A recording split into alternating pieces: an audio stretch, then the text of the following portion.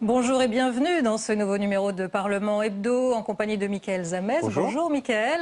Dans l'actualité politique et parlementaire cette semaine, il y a eu l'élection des présidents de conseils généraux. Troisième tour des élections cantonales, la gauche se retrouve à la tête de 60 départements et gagne un candidat aux primaires du Parti socialiste, François Hollande. L'UMP se déchire autour du débat sur la laïcité. Son secrétaire général, Jean-François Copé, s'en prend au Premier ministre qui accuse de ne pas jouer collectif. De leur côté, les représentants des 6 grandes religions de France publient une tribune où elles dénoncent les conditions du débat. Enfin, nous reviendrons sur ces sénateurs qui détricotent les textes votés à l'Assemblée. En commission, ils s'opposent au durcissement du texte sur l'immigration, modification aussi du texte sur la bioéthique.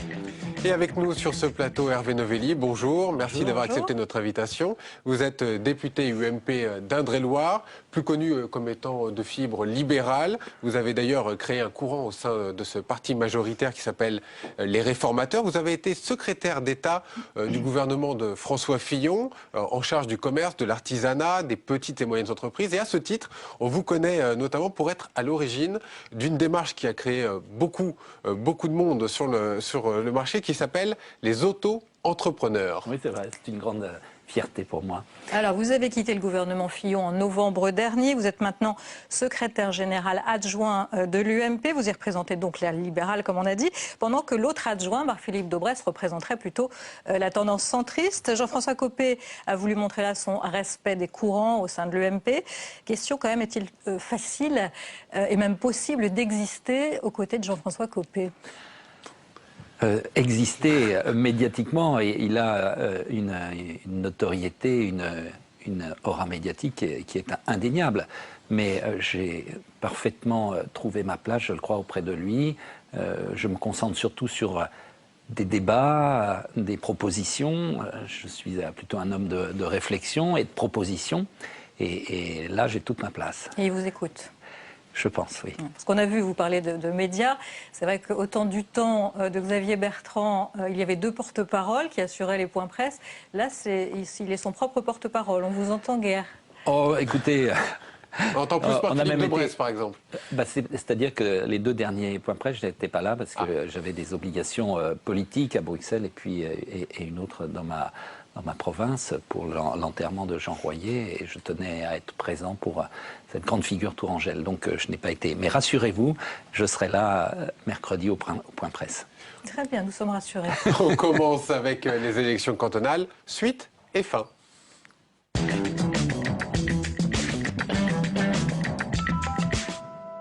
Le résultat final des élections cantonales, la gauche possède désormais 60 départements contre 40 à droite. Voici donc la nouvelle carte des départements de France.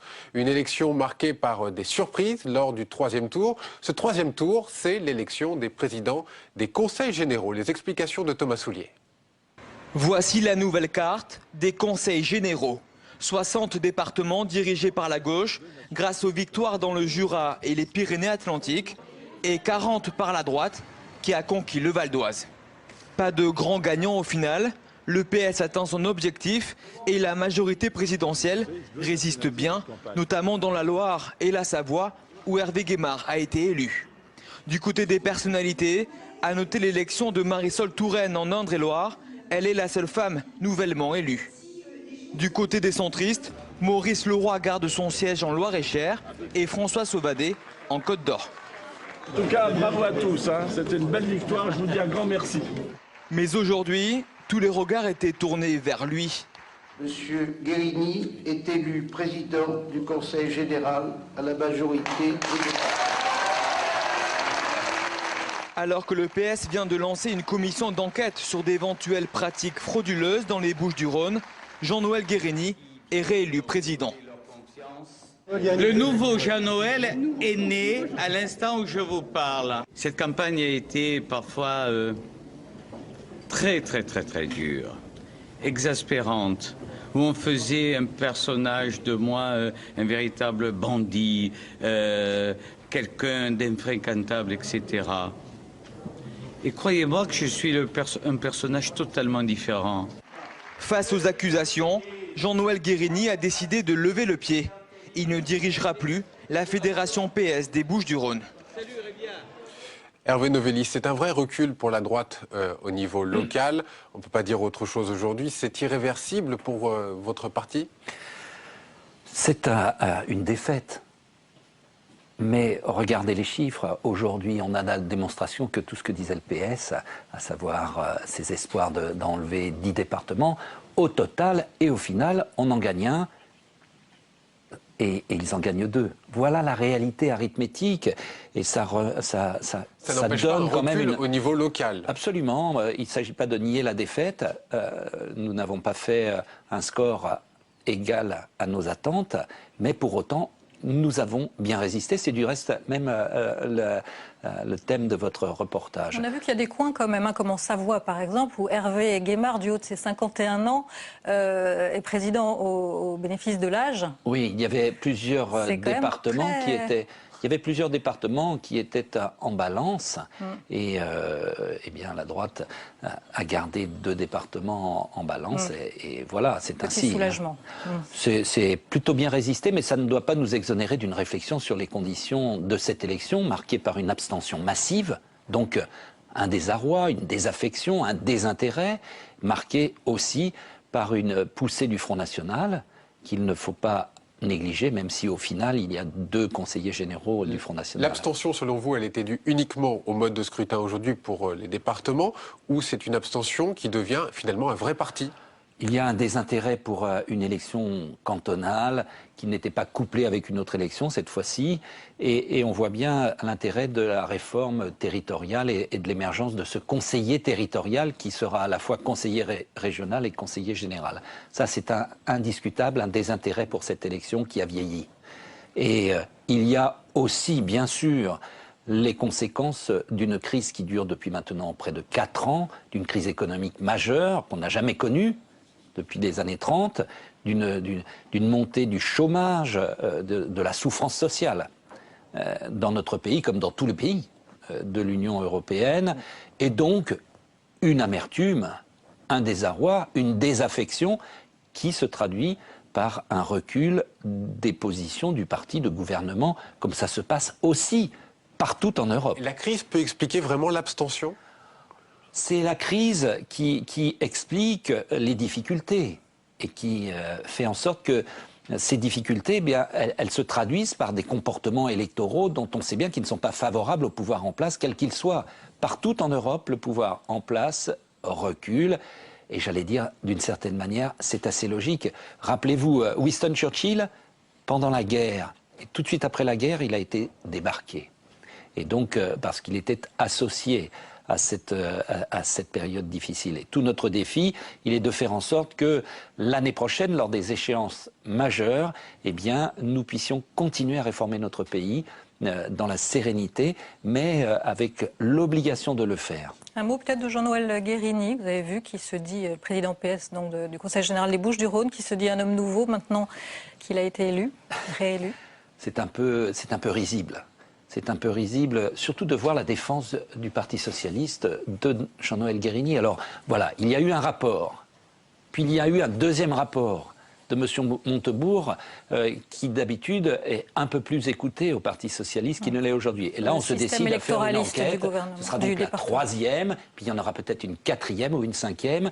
Moi, je vais vous dire mon sentiment et ma conviction, c'est qu'on manque sacrément de transparence dans cette fédération pour dire les choses de manière aussi anodine que possible. Allez, pour clore ce chapitre des cantonales, on va se pencher sur le cas des Hauts-de-Seine. L'UMP Patrick Devedjian a été élu à la quasi-unanimité. Il faut dire qu'il était le seul candidat. Un dénouement qu'il n'aurait pas envisagé il y a 15 jours, même dans ses rêves les plus fous. Mais voilà, le clan Sarkozy qui s'opposait à lui s'est effondré électoralement. La journée d'un survivant, comme il se qualifie lui-même, c'est un sujet de Germain Andrieux et Johan Rolla.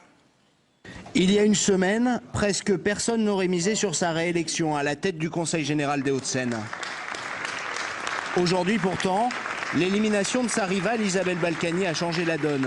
Seul candidat à sa propre succession dans le camp majoritaire, Patrick Devedjian savoure son retour en grâce et à la tête du département. Ces dernières semaines, la presse a gentiment moqué mon goût pour une célèbre chanson de Gloria Gaynor, devenue l'hymne de l'équipe de France de football victorieuse. I Will Survive, Patrick Devedjian, rescapé, a reçu 2 jours plus tôt le soutien officiel du chef de l'État. Je pense que tous ceux qui ont annoncé ma mort dans la presse peuvent aussi avoir de ce point de vue-là un sujet de réflexion. L'adversité, il y a des gens que ça stimule et il y a des gens que ça dissuade. Ça dépend des tempéraments. Monsieur Patrick Devedjian. Ironie du sort, quelques minutes plus tôt, le vote et la désignation du futur président viennent d'avoir lieu devant le fils cadet du chef de l'État, secrétaire de séance. Durant cette campagne fratricide, Jean Sarkozy n'avait pas choisi le camp de Patrick Devedjian. Rabibochage express devant les caméras, où les 2 hommes s'affichent côte à côte. Jean Sarkozy quittera la présidence du groupe UMP au Conseil général contre un poste de vice-président. Les apparences sont sauves. Le président de la République aussi a souhaité que dans ce département, comme ailleurs, se réalise l'union de sa famille politique et je crois que c'est normal. Affaire classée ou presque. À l'Assemblée locale, une partie de la droite fera désormais cavalier seul. Jean-Christophe Fromentin, maire de Neuilly, triomphalement élu face à une candidate UMP, et Arnaud de Courson, tombeur d'Isabelle Balkany à Levallois, ont décidé de créer leur propre groupe politique. L'élection de Nicolas Sarkozy à la tête de notre pays a rendu un certain nombre de personnes à la fois ambitieux et orphelins. Je pense que ça crée un certain nombre de tensions. Il serait temps d'être sage et de penser à nos habitants. Face à une droite qui doute, une famille de gauche toujours minoritaire mais confortée dans les urnes, qui ironise sur le drôle de feuilleton des cantonales. Ce qui se passe en ce moment, c'est-à-dire que tout continue comme avant, c'est-à-dire que c'est une fois de plus, tout se prend, les ordres se prennent à l'Élysée. Pas de changement au sommet, mais la fin d'un monopole pour l'UMP. Dans les Hauts-de-Seine, la victoire de la droite n'a pas été celle du camp Sarkozy. Hervé Novelli, vous avez vu sourire un peu, notamment en voyant Jean Sarkozy. On apprend très tôt à avaler des couleuvres en politique. Je souriais parce Avec que le sourire en plus. Je souriais parce que j'étais surtout heureux de la victoire de mon ami Patrick Devedjian, que je connais depuis longtemps et dont j'admire à la fois la grande culture, le sens de l'humour et la capacité. Il a été lâché par Nicolas Sarkozy avant les élections. Par définition, le chef de l'État a d'autres choses à faire que de s'occuper d'une élection, fût-elle dans les Hauts-de-Seine. Même quand son fils y est présent? Il regarde ça d'un œil peut-être un peu plus attentif, mais là, tout est bien qui finit bien. C'était une dure bataille quand même pour le 92. Ça fait longtemps que ça dure, avec Isabelle Balkany notamment, qui, elle, a été défaite dans son propre canton.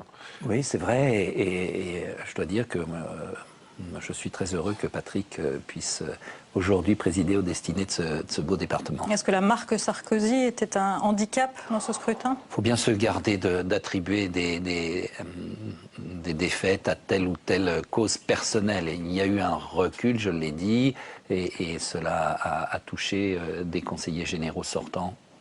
Mais même dans le 92, Hervé Novelli, est-ce que vous pensez qu'il y a un rejet du système Nicolas Sarkozy, voire peut-être de l'image de Nicolas Sarkozy? On l'a vu dans les sondages récemment. Ce qui est sûr, c'est que je disais tout à l'heure qu'il y a une grande déception.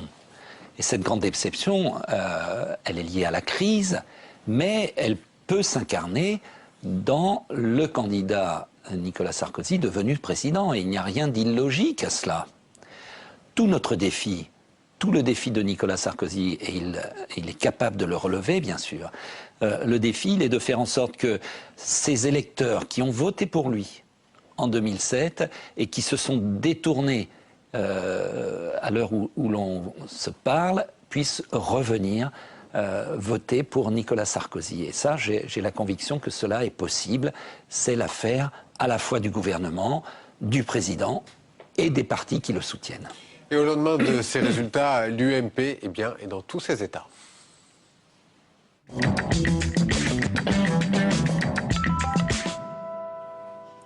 À chaque semaine, donc, ces querelles au sein de l'UMP. Après le Nini, revoici le débat sur la laïcité.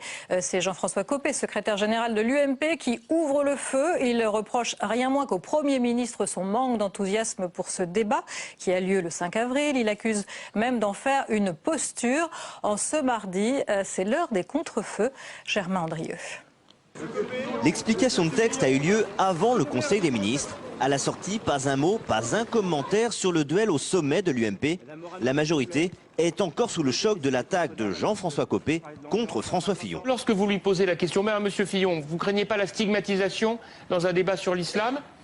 Et qu'au lieu de vous répondre, mais monsieur Apathy, on a vu tout ensemble avec le président de la République et avec Copé, ce sera sur la laïcité, ce sera positif. Non, il répond pas ça. Non. Il vous dit juste, ah monsieur Apathy, si c'est pour stigmatiser l'islam, je m'y opposerai. Il y a des lézards dans la majorité. Eh bien, permettez-moi de vous dire que lorsque ce type de choses est présenté ainsi, on a envie de dire, mais attendez, on ne peut pas jouer collectif une fois? Un règlement de compte programmé et surtout la suite logique des tensions internes qui secouent l'UMP depuis l'entre-deux tours des cantonales. Quelques minutes avant la réunion du groupe majoritaire, la crise est enfin reconnue par le gouvernement. Il y a une engueulade, oui, ça, faut être lucide, il y a effectivement une engueulade. Maintenant, là encore, le message qu'attendent de nous les électeurs, c'est pas tapez-vous sur la tête. Je trouve qu'à un moment où on a besoin d'unité, le fait de s'attaquer au Premier ministre quand on est secrétaire général de l'UMP, c'est pas responsable. Finalement, Jean-François Copé décide de jouer la carte de l'apaisement, mais présente des excuses en demi-teinte. J'ai tout à fait bien volontiers admis que sur la forme, il pouvait être perçu comme excessif. Vous savez, j'ai pas de problème avec ça. En revanche, sur le fond, ce que j'ai souhaité, c'est mettre les pieds dans le plat. Parce que, encore une fois, je le répète, les lendemains d'élection, ça doit aussi servir à se dire les choses. À l'Assemblée, ces rivalités agacent. À un an de l'élection présidentielle, les parlementaires de la majorité appellent à resserrer les rangs pour 2012. Je pense que après le tohu-bohu d'hier, que ce soit le président de la République, le Premier ministre et le secrétaire général de notre mouvement arrivent en quelque sorte à mieux gérer les thématiques, à mieux gérer les différences. Il est temps, j'allais dire, de signer un cessez-le-feu. Ce qui compte maintenant, c'est la prochaine élection. Les cantonales, c'est fini. Tournons la page. Un vœu pieux à confirmer pour éviter l'implosion de l'UMP. Dès demain, François Fillon recevra les députés les plus à droite de la majorité avec un seul objectif affiché, l'apaisement. Alors vous qui êtes l'adjoint de Jean-François Copé, vous allez pouvoir nous éclairer. Quelle mouche a donc piqué Jean-François Copé pour s'en prendre ainsi au Premier ministre et en plus à la télévision? C'est vrai qu'il y a eu un énervement fort de la part de Jean-François Copé. Il l'a du reste reconnu. Mais ce que voulait dire Jean-François, on en a discuté, c'est que nous nous sommes engagés dans la feuille de route, le cahier des charges de ce qui nous a été fixé. C'est-à-dire, jusqu'aux élections présidentielles, faire un certain nombre de propositions qui vont alimenter le programme du candidat à l'élection présidentielle de notre camp. C'est ça la feuille de route de l'UMP, et dans cette feuille de route, il y a bien sûr un certain nombre de débats qui ont été programmés parce que ces débats sont autant de nœuds qui sont posés à la société française. Et dans ce cadre, il y a toute une série de calendriers qui sont fixés. Et on ne peut pas choisir à la carte. On ne peut pas dire « celui-là ne me plaît pas, celui-là me plaît, celui-là on verra ». C'est un projet présidentiel que nous souhaitons contribuer à proposer au candidat Nicolas Sarkozy. Il se plaint d'un manque de discipline et il s'en prend directement à son Premier ministre. Eh bien, il a été excessif, mais il voulait dire que nous devons nous rassembler. Il y a des débats pour lesquels on a plus ou moins d'appétence. Moi, le premier. Mais je ne vais pas dire « je n'irai pas là parce que ça ne me plaît pas et que ça n'intéresse pas ». Non, chacun doit trouver sa place. Le gouvernement est engagé dans une œuvre de production de résultats. De résultats sur le front économique et l'UMP dans une œuvre de proposition. Voilà la réalité. Lors de cette émission donc sur Canal+, c'était improvisé ou préparé à l'avance, prémédité, on va dire? Je n'en sais rien. Je suis proche de Copé, mais pas au point qu'il me donne ses pensées les plus secrètes. Et c'est naturel. C'était un électrochoc nécessaire, un mal pour un bien, on dit certains députés. Le lendemain, le Premier ministre et le secrétaire général de l'UMP ont convenu que l'incident était clos et qu'il fallait se rassembler. Oui, ça, on peut toujours décider qu'un incident, décréter qu'un incident est clos sans qu'il le soit vraiment. C'est bien de le faire. Et je crois que ce sera le cas. Vous parliez de division mortelle, on n'en est pas loin. Le couple, par exemple, Fillon-Copé, c'est presque un duo impossible. Il y a des couples qui se déchirent, mais qui se retrouvent dans tous les domaines de la vie.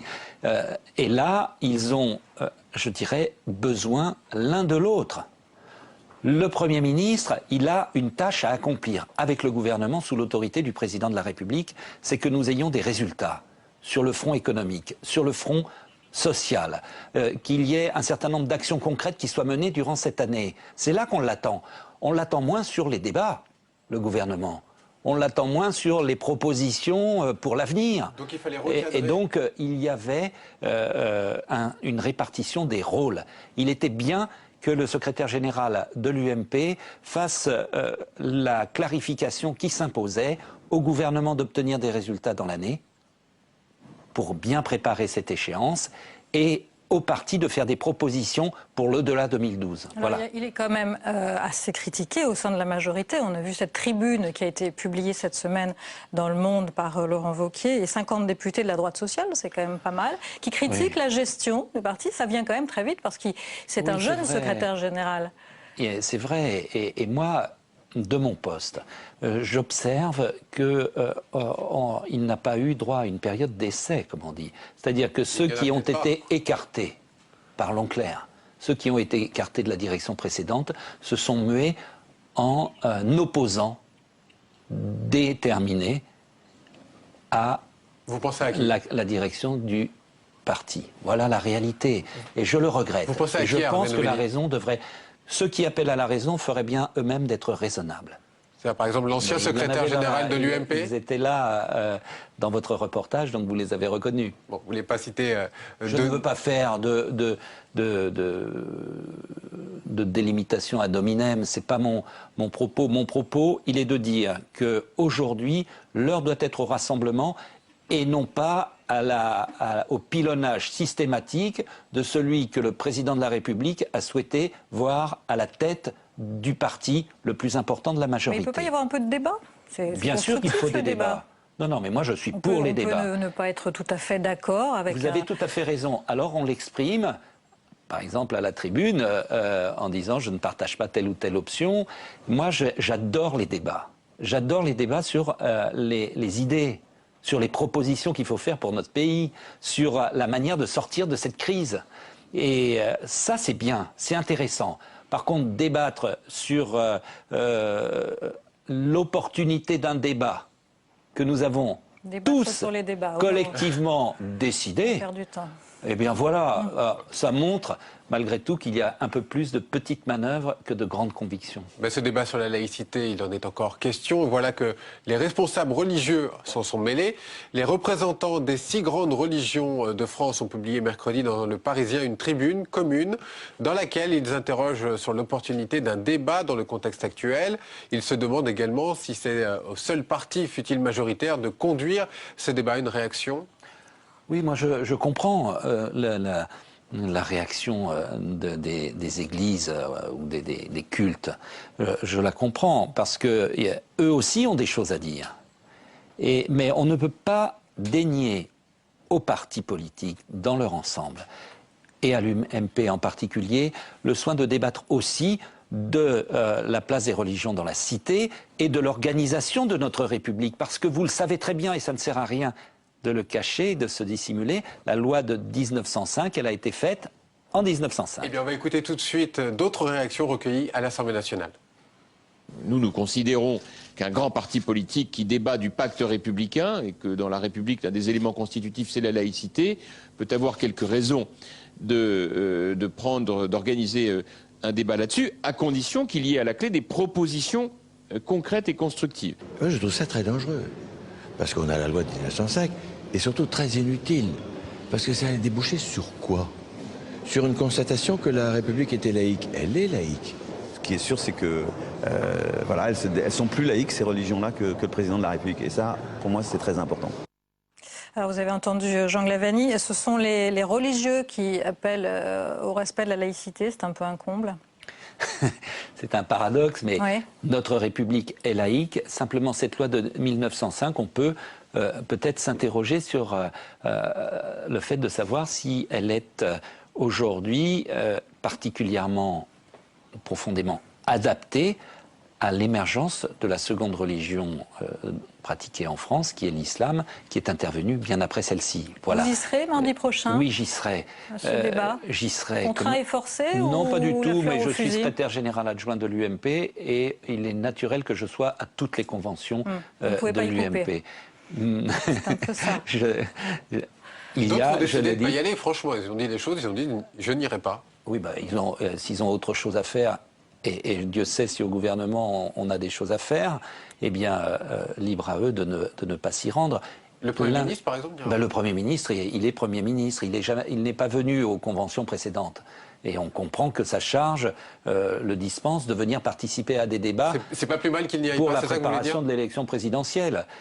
S'il vient, il est bien sûr le bienvenu, il est chez lui à l'UMP. Roselyne Bachelot aussi a d'autres occupations cet après-midi, là. Eh bien, elle a dit qu'elle n'irait pas. Et par contre, Bruno Le Maire, Valérie Pécresse, Luc Châtel, François Baroin viendront. François Baroin vient, il doit animer une table ronde a priori, mais en même temps, il dit qu'il répète ce qu'il a dit, il n'est pas pour ce débat. Donc faudra en finir avec ce débat. Soyons précis. François Baroin a co-présidé la préparation de ce débat. J'étais moi-même à ces réunions préparatoires. Et sauf hallucination, j'ai bien vu François Baroin discuter avec nous de l'organisation de ce débat. Ce que voulait certainement exprimer François Baroin, c'est que ce débat se terminera mardi par des propositions et qu'on passera à un autre débat. Alors des propositions de quel ordre? Propositions très concrètes, nous a-t-on attendez, promis. il n'y a plus beaucoup de temps à attendre, mais on aura des propositions concrètes, bien sûr. Parce que là, pour le coup, on ne comprendrait pas qu'il n'y ait pas des propositions sur la nécessité d'organiser mieux telle ou telle pratique dans le cadre de la République. Le financement des lieux de culte, la formation des imams, ce genre de propositions. Tout cela sera vu et passé en revue et il y aura un certain nombre de propositions. Mais pour y avoir assisté à ces réunions préparatoires qui se sont déroulées vraiment avec beaucoup de sérieux et de travail, je pense qu'il y aura des avancées très intéressantes pour que finalement, tout le monde vive mieux dans notre République. Parce que c'est ça qui est posé. Et il n'y a pas forcément de raison de toucher à la loi de 1905 si par ailleurs on peut prendre des dispositions d'ordre législatif au sens d'une résolution, par exemple, parlementaire, qui réaffirmerait un certain nombre de pratiques et qui, d'une certaine manière, pourrait actualiser, sans avoir la force d'une loi, mais la force d'une résolution, puisque c'est une des modifications de la Constitution, cela peut être une avancée. Il peut y en avoir d'autres. Je crois qu'on a fait du travail sérieux. Sur le financement, par exemple, des cultes religieux? Absolument. Il y aura mosquées, notamment. Oui, il y aura des discussions là-dessus. Il faudra passer en revue toutes ces difficultés. Y a-t-il ou pas suffisamment trop ou pas suffisamment de lieux de culte dans notre pays? Ça nécessite d'être vu sérieusement parce que nous avons besoin dans notre République d'un rassemblement et de la liberté de conscience et de la liberté de croire ou de ne pas croire. Comme on a un peu de mémoire, on se souvient quand même que ce débat, au départ, s'appelait débat sur l'islam. Vous comprenez qu'il puisse y avoir des inquiétudes, de dérapage. C'est notamment ce que disait François Fillon. Oui, il peut y avoir inquiétude lorsque on la pointe du doigt. Soyons clairs. Il y a eu beaucoup d'arrière-pensées dans les dénonciations. Il n'y a pas de risque. Nous veillerons à ce qu'il n'y ait aucun risque. Et notre volonté est de faire de cette réunion sur la laïcité et la place de l'islam dans notre République une réunion pour le mieux vivre ensemble. Je crois que nous y parviendrons. Et après, je vous annonce qu'il y aura un grand débat sur la compétitivité de notre pays. Et l'emploi. Le 3 mai, organisé par vous, ce sera plus consensuel sûrement. Et que j'anime. Il y aura des propositions fortes, mais je crois qu'elles susciteront un débat, un bon débat, comme on les aime. Juste un dernier mot quand même. Ce débat sur la laïcité, il a été un petit peu réduit à la portion congrue. Ça va être maintenant 2 heures dans un hôtel parisien. Dites-moi si je me trompe. 2 heures de table ronde. Là aussi, il faut se garder. On ne va pas se dire tout ça pour ça. Non, il faut se garder de caricaturer. Voilà un débat qui a suscité des tonnes et des tonnes de commentaires. Et maintenant, on nous dit, c'était pas la peine de le faire. Mais ça fait des semaines et des semaines qu'on débat entre nous sur ce débat. et sur les propositions que contiendront ces tables rondes. Ce sera très sérieux parce que ça vient ponctuer et conclure une préparation très intense avec beaucoup d'audience, beaucoup d'auditions et je crois beaucoup de réflexions et de propositions. On attendra les propositions. À ceux qui vous disent c'est toujours la course à l'échalote derrière le Front National, ce genre de débat en fait aussi partie. Qu'est-ce que vous répondez? Je réponds qu'on met en exergue ce débat. Il y en aura deux autres. J'ai parlé de celui que j'animerai, mais il y en aura un autre sur la justice sociale. Il y en aura un troisième sur la défense. Il peut se trouver que le Front National dénonce tel ou tel point. Il nous appartient à nous, partis responsables et partis de gouvernement, de faire des propositions pour ne pas laisser au Front National le monopole de la dénonciation sans proposition, ce qui est la pire des choses, mais nous proposerons à chaque fois que nous débattrons, et ainsi nous démontrerons qu'il y a d'un côté la dénonciation que porte le Front National, et de l'autre l'absence de propositions flagrante du Parti socialiste. Bref, nous avons vocation à faire toutes ces propositions dans les semaines et les mois qui viennent. On avance fin de ce débat. La loi bioéthique est étudiée en commission par le Sénat.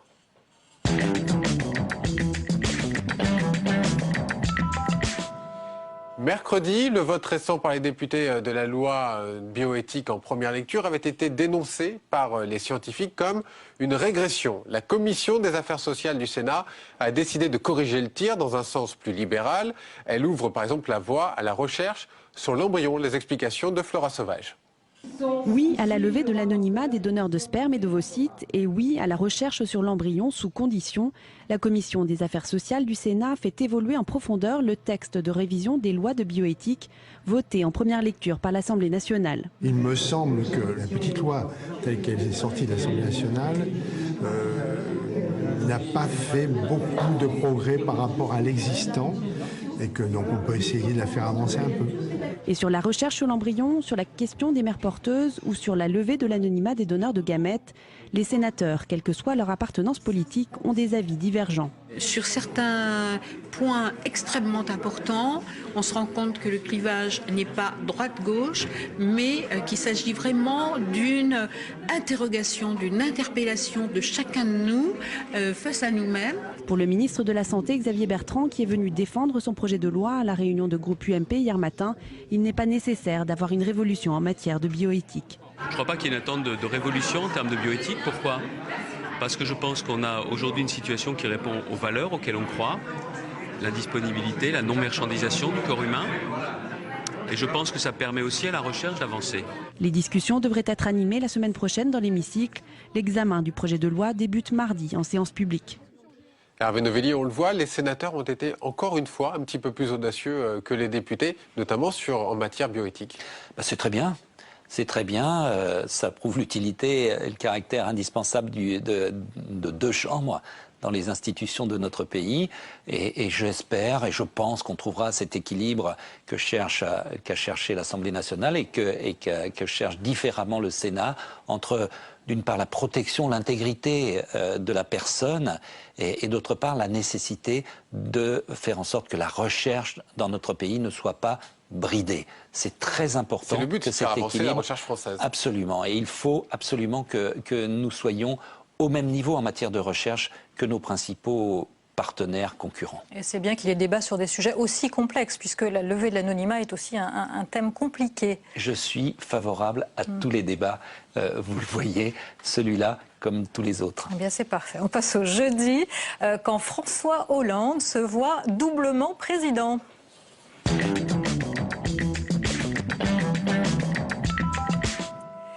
En ce jeudi, donc, François Hollande est réélu dans son fauteuil de président de conseil général de Corrèze. Et sans perdre minute, il fait ce qu'il avait promis. Il se déclare candidat aux primaires du Parti socialiste. Un Corrézien qui gagne l'Élysée. Hélène Manjardi, Chloé Buffard.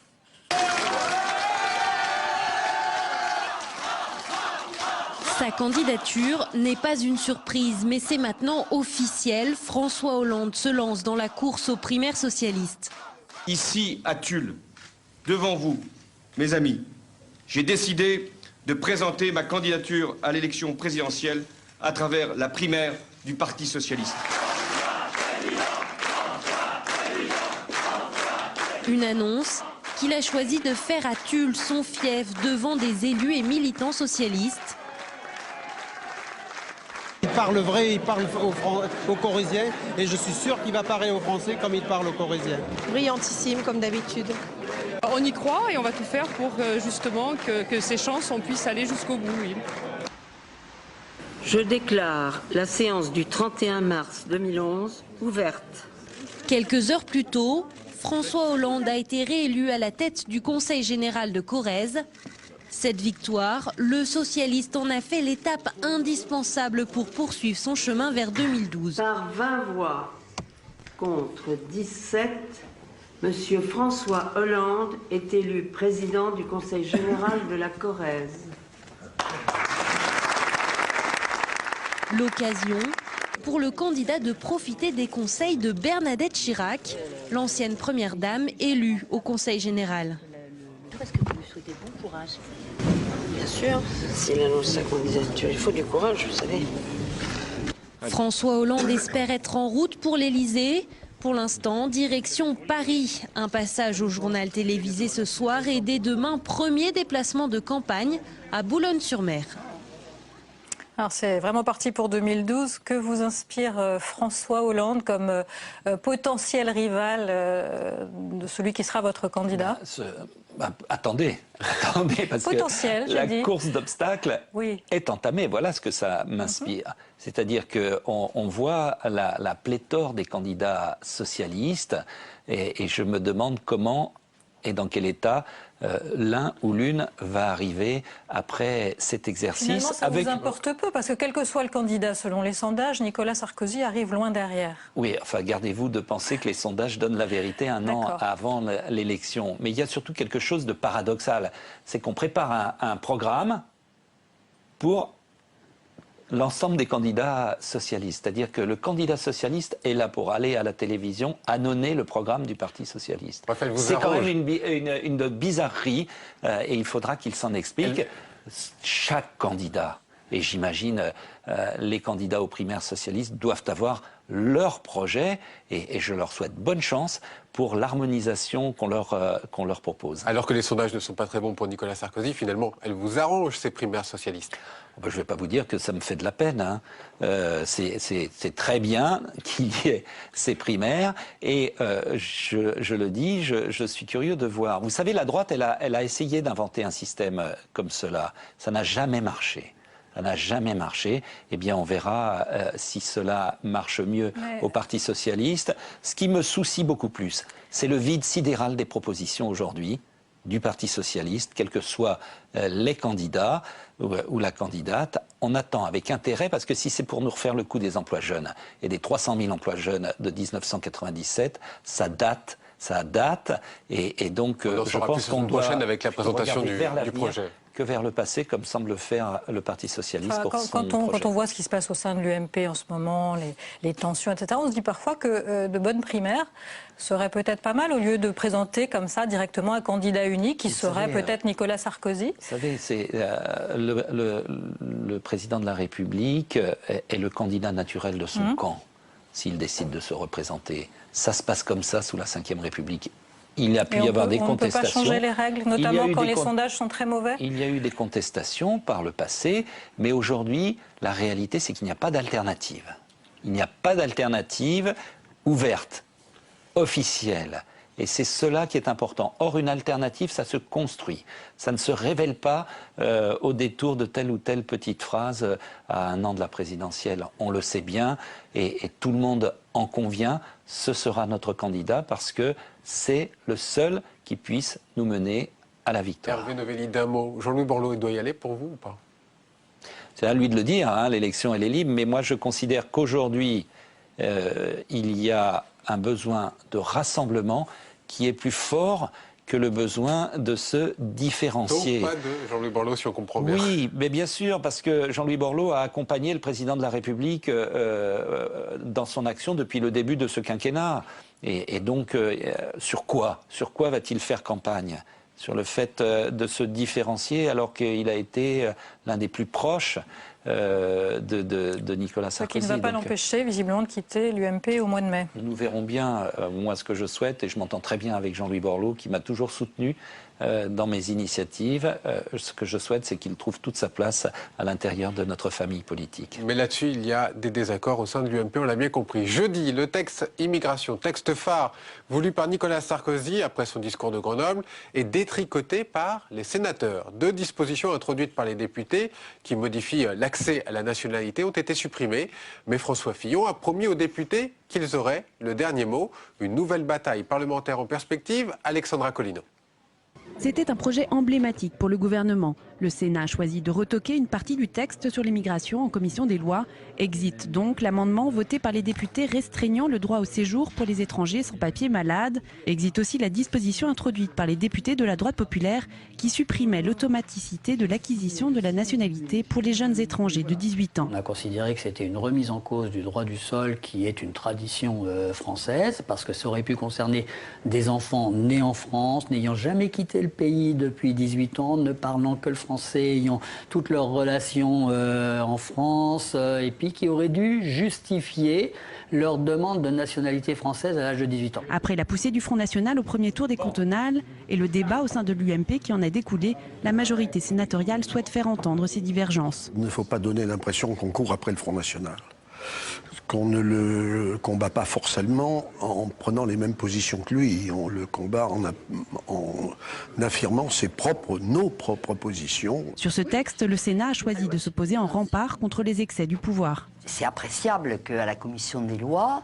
malgré la ténacité en quelque sorte négative de l'Assemblée nationale, ils restent grosso modo sur leur position.